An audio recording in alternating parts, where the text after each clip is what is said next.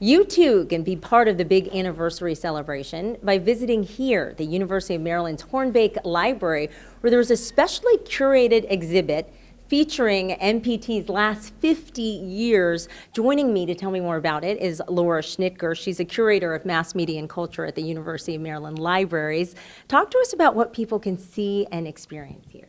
Well, we have a big display that features a lot of artifacts, memorabilia, and technology that have been preserved from the last 50 years of Maryland Public Television, starting with a description of how MPT got off the ground. Initially, it was known as the Maryland Center for Public Broadcasting. We have photos from the construction of the building. We have some artifacts from the early days. We have an antenna from the early 1970s, as well as the original FCC required notification.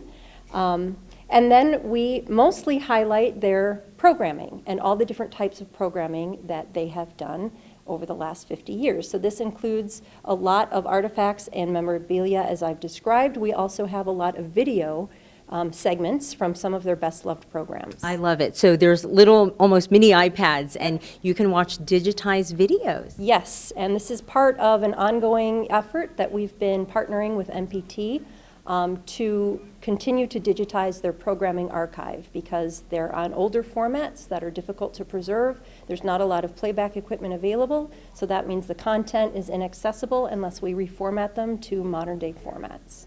Let's talk about some of the programming over the last 50 years. There's been a lot of critically acclaimed programming, original programming. What are some of the highlights? Well, for me, being somebody who's coming from an arts background, I love the arts and cultural programming. They, as you probably know, won an Emmy for their broadcast of the Kirov Ballet in 1987. They came to the United States from Russia at the height of the Cold War and performed Swan Lake. I've also learned that Crabs was a very popular program back in the 1980s and early 90s. It was a comedy sketch show with a lot of regional humor meant for citizens of the state of Maryland, and so we have a lot of features from Crabs as well. Great. What else is there to see?